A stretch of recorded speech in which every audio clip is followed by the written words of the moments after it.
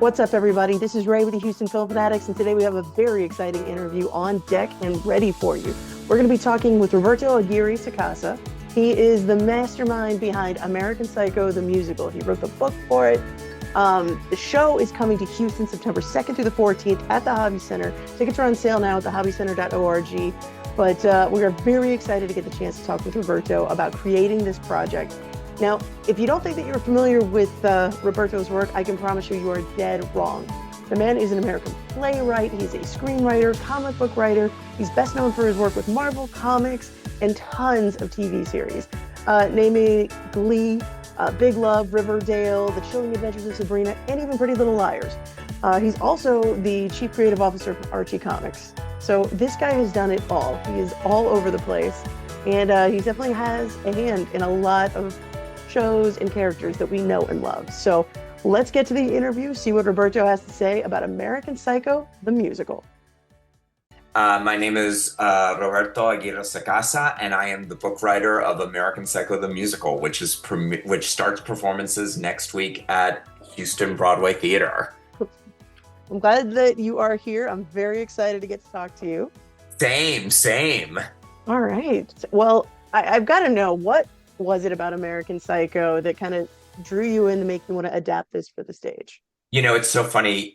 I've been thinking a lot about that over the last couple of months. You know, American Psycho, when the book came out, it was a real scandal and a real sensation. And when I first read it, I read it, I think I was like in high school when it came out. I was pretty young. And I remember, and I loved horror movies, and I was like, oh my God. And I had read a lot of Bret Easton Ellis's other novels like Less Than Zero and Rules of Attraction. I went through that phase in my life. And I remember reading American Psycho, and I did not like it. And I thought it was so grotesque and gratuitously violent. And like, it was the kind of book, and people say this, but this is true, it's like that you throw across the room. It's like, does this even exist? And a few years later, I was taking a class in college, and the class was something like a philosophy class or philosophy literature class. And it was basically like, can works of art be immoral? Is art intrinsically moral or immoral? And one of the things that we studied in the class was American Psycho. And basically the thesis of the class was, no, art itself, in and of itself, art cannot be immoral and should not be censored. That was basically the philosophy of the class. And I reread the book, and I was a little bit older, and I still thought it was all those things. But I understood that it was a critique of those things as opposed to a glorification of those things. Or I understood that it was trying to say more than I thought it was saying at first. And I sort of started to see the really dark gallows humor in the novel. And I sort of started to just get a sense that it was pointing towards and critiquing something very valid: capitalism, rampant consumerism, shallowness, the death of culture. You know, all these things. I sort of understood it a little bit better. And it was a novel, and then the movie came out, and the movie, you know, was kind of a brilliant distillation of the novel. And I think I then went to graduate school, and I think I read it for another class, and I understood it even more. So it was a novel that I had a journey with. And then I remember when I read the announcement on Playbill.com that these producers had gotten the rights to turn American Psycho into a musical, I was like, I see this. I'm like, it's like a world that is fascinating to people. 80s New York, that people love that. I love that.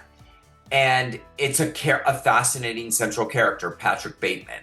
And that's what I think you need to have a great musical, is a fascinating central character and taking an audience to a world that they haven't been to or is different. And I felt like that could do that. And there's so much talk about music in the novel, and in a weird way, Brett's writing is very musical. You know, people describe it other ways. I'm choosing to describe it as musical. And I thought, I can do this. I can really do this. So I really campaigned for the job, and got it. But it was just a weird. I think the phrase that I used at the time was the fascination of the abomination, right? Like, there's something that's so abominable about this book, but I can't turn away from it. And it really, in wrestling with my feelings about American Psycho, I really wrestled with my own thoughts about censorship and whether art, like I said, could be immoral or amoral or moral, and what I felt about that, and what I felt about what writers and artists created, and could I judge writers and artists based on their art, or could their art exist separate from their politics and stuff like that. It was one of those formative novels for me, weirdly. So that's why I became obsessed and drawn to it. I love that. Now, just thinking about like the insane challenges that must have gone into putting something like this together for a stage production. Like, what are the challenges of bringing so much of Patrick Bateman's inner monologue to life on stage and in a musical format? And I mean, all the horror and the satire and the musicality of this production. How do you go about putting that together? Yeah, I think, it's funny. I think it is super challenging. It's funny. I think you, and by the way, like, when I really pursued this, I don't think I was thinking about the challenges. Probably if I was thinking about the challenges, I probably wouldn't have pursued it. And I think what Duncan and I don't want to speak for Duncan, but I think what we discovered, the challenges we discovered, weren't even so much the violence and the satire. It was the idea that musicals, when characters start singing, they're often singing about their inner life. Like, that's how in a musical characters express their inner life and their inner conflicts through song. I love this girl, but I'm engaged to be married to this girl, so I'm going to sing about it. I love this girl, but she's a shark, but I'm a Jen, and I'm going to sing a song about it. In American Psycho sort of rejects that, right? So American Psycho says Patrick Bateman and these characters have no inner life. So what are they singing about if they're not singing about their inner life? And in a musical, in a traditional musical, I should say, there's a sense that the characters go on a journey, and they start in some place, they go on a journey, things happen to them, they do things, and then at the end of the musical, they're at a different journey. They're somewhere else. And again, the text of American Psycho, the novel, doesn't do that. It very deliberately says nothing has changed. If you've read 500 pages and nothing has changed, you do not understand Patrick Bateman any better than you did on page 1. He has tried to change, but he hasn't changed. For all you know, he's going to keep doing exactly what he's been doing. And, none of this has been worth anything. So in a weird way, those were the bigger challenges of the musical. And I think what we ultimately landed on, the novel is the novel, and that exists and will always exist. And the movie is the movie, and that will always exist.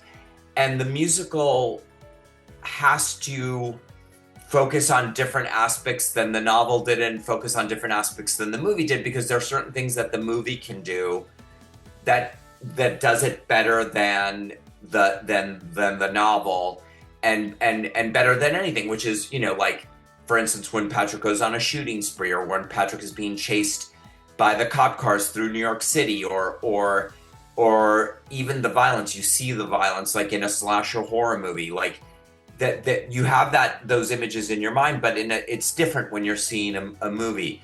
The good thing about a musical that helped us is there's a certain ambiguity baked into American Psycho, which is to say, is Patrick Bateman actually doing all these things, or is he just imagining it? I think in a musical and in a theater piece, and theater's inherently ambiguous, right? Like, we're all playing pretend when we go see a play. Like, it's not real, right? We know these are actors on a stage. These are props. Like, so there's a certain suspension of disbelief in reality that happens when you see a play. That elasticity or that plasticity in a theater serves something that's really baked into the DNA of American Psycho, which is this may or may not be reality. So there were challenges, definitely, in adapting to it that we didn't know from the beginning. And then there were things we could lean in a way that in a movie, like if you're seeing Patrick Bateman killing girls in a movie, it's hard to say he didn't really do that. Well, no, he did, because we saw it, right? Like, we saw the dead bodies, we saw the scenes, we were in a theater seeing that. That's all real. But in a play, it's all pretend in a way that in a movie it isn't, in a weird way. It's hard to, like, it's a slippery thing, but I do find that that's true. When I go see a play, you see a one-person play where one actor plays 10 characters. That's not real, but you accept the reality because that's what's being put in front of you. You never see that in a movie, right? It's so rare for you to see a movie where one actor plays 10 characters because the movie doesn't support that reality. So there were challenges and things that were helpful about doing a stage adaptation. Well, on that same note, like when you look at American Psycho the musical, how much of what do you think that happens on stage that Patrick does is in his mind, and how much is real? Yeah, that's a really good question. I'll say that what I'll say for, and it's funny, when I first had dinner with Brett, I asked him, how much of this in your mind is real and how much isn't, and Brett gave a very coy answer. I can't remember what it was, but he was almost annoyed that I was even asking the question, which is a valid question. What I'll say to you is, I feel like this is a text that demands engagement and interpretation. Like, you have to. And I think that's for every individual person to, like, decide. What I will say for this production in Houston, I think we are pushing the ambiguity more than we ever have before. Like, I think we've rewritten it to be even more ambiguous than it was before, because I think that's where the strength of this story lives, truthfully. I like that. I hope that's not a cop-out.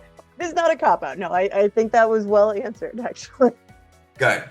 Do you think, we obviously have a world right now that's totally kind of dominated by social media and images and, your life online and how you're perceived.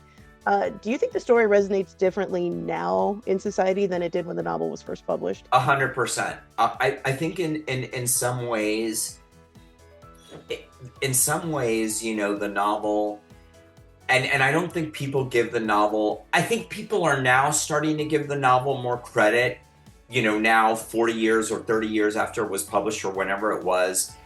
The novel was insanely prophetic in ways that at the time no one knew, because the future hadn't happened yet, right?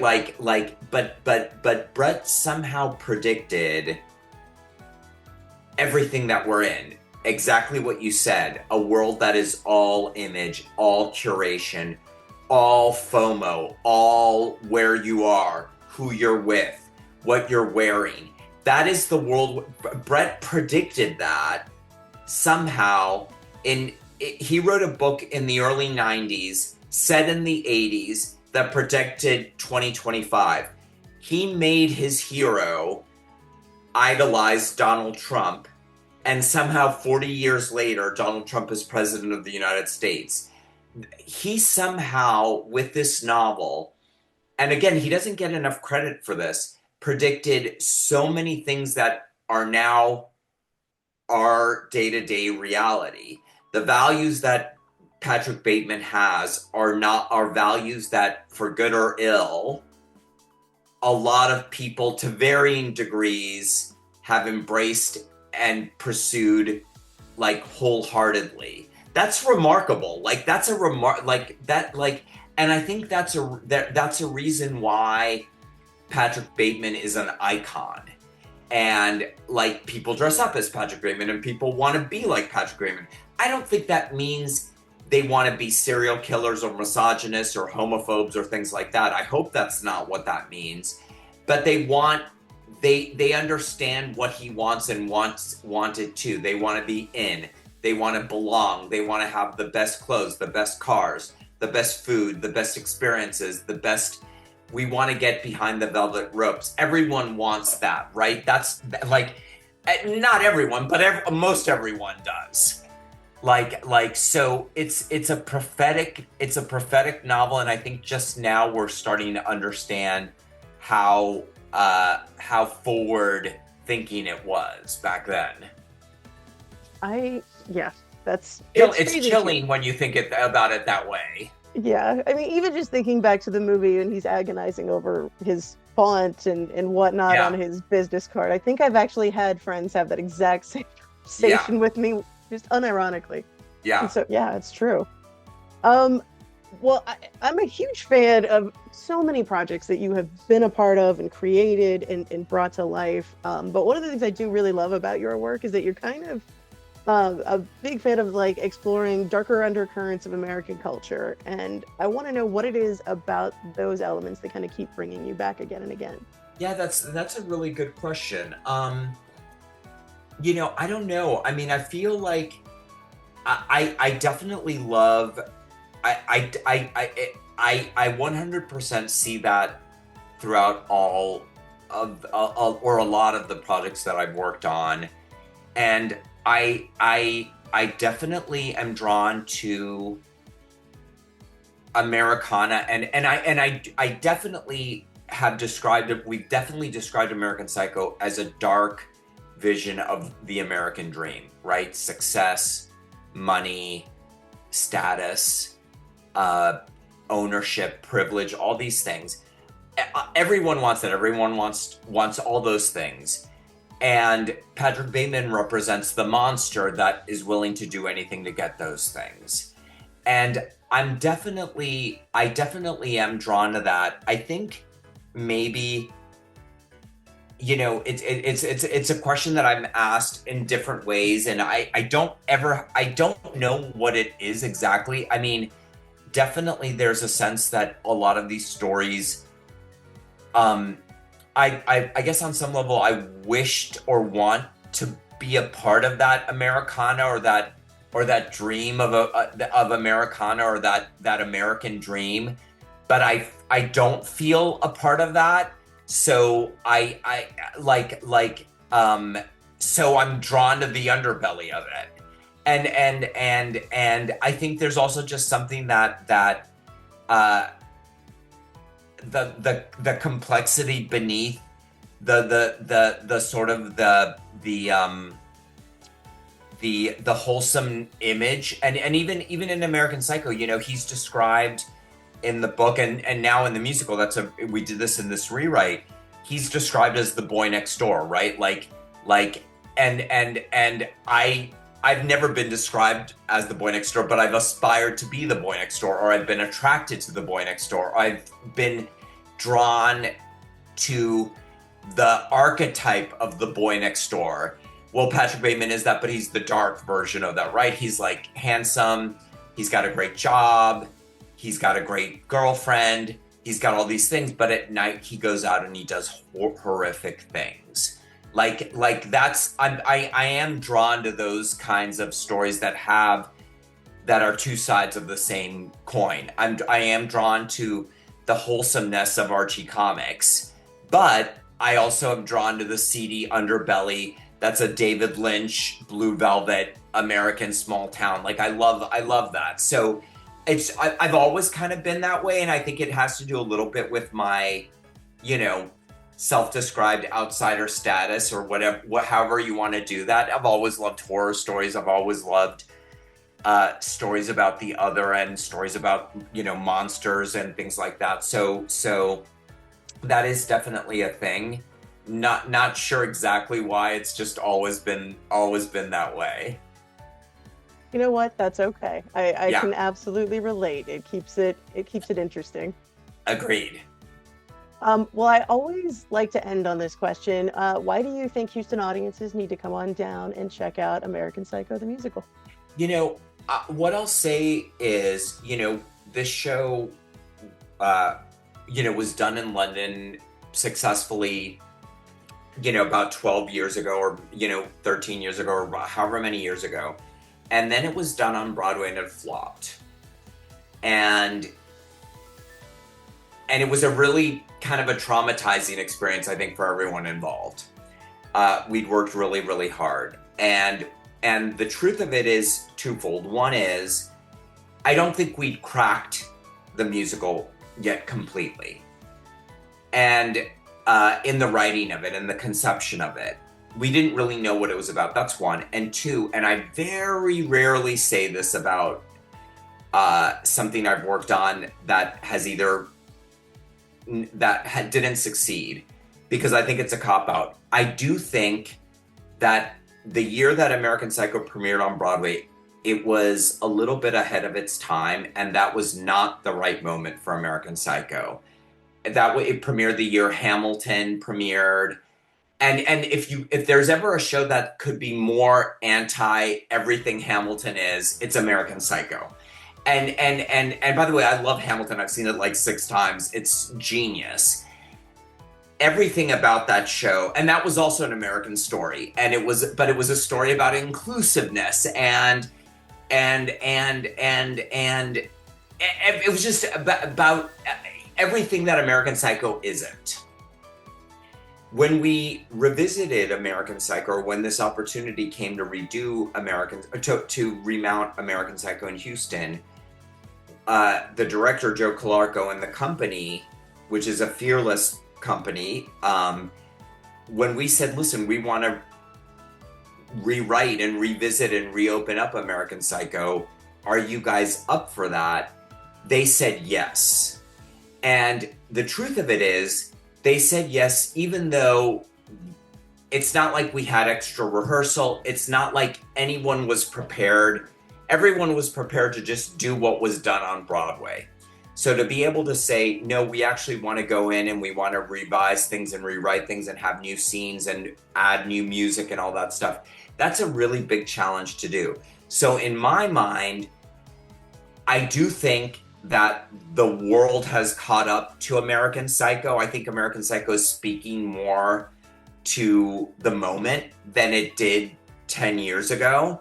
So that's one reason to come see it. The other reason is, I do think the show is different and newer and better than it's ever been. So I do think this is a rare opportunity for a Houston audience to see something that not even the Broadway audience got to see, which is a show that is much more confident and stronger. You know, I say both Duncan and I have 10 years of writing experience behind us now when we came to it. So we're hopefully 10 years smarter and better writers. And I really think this is a unique opportunity, not just to see a remount of a show that was on Broadway and a cult hit, but not successful. I think this is a chance to see something that is actually really new before anyone else on the planet gets to see it. I think that's really exciting for an audience. And by the way, it's an incredible company, and Joe's directed the hell out of it. I am super excited to see it. I'm a huge horror fan. I'm a fan of the film. I haven't gotten a chance to read the book, but I have been very excited since I've heard this being announced. And so I know I personally can't wait to go check it out. And I really, really want you guys to come check it out in Houston. Show is in town September 2nd through the 14th at the Hobby Center. You're going to want to get your tickets at thehobbycenter.org. It is going to be a wild time. Come on down, check out American Psycho, the musical. Roberto, it has been a pleasure talking to you. Thank you so much. Same, such a pleasure. And just echoing what you said, please come to the Hobby Center. This cast is on fire. It's also, if you want a good time, it is a good time. It's really, really, really funny. It's really sexy. It is violent, but again, it's I think in service of a bigger story. But more than that, it is just entertaining as hell. It's firing on all cylinders. So thank you so much for the time today. Absolutely. Thank you for your time. You've been incredible. Okay. Thank you. Thank you. Bye-bye. Bye.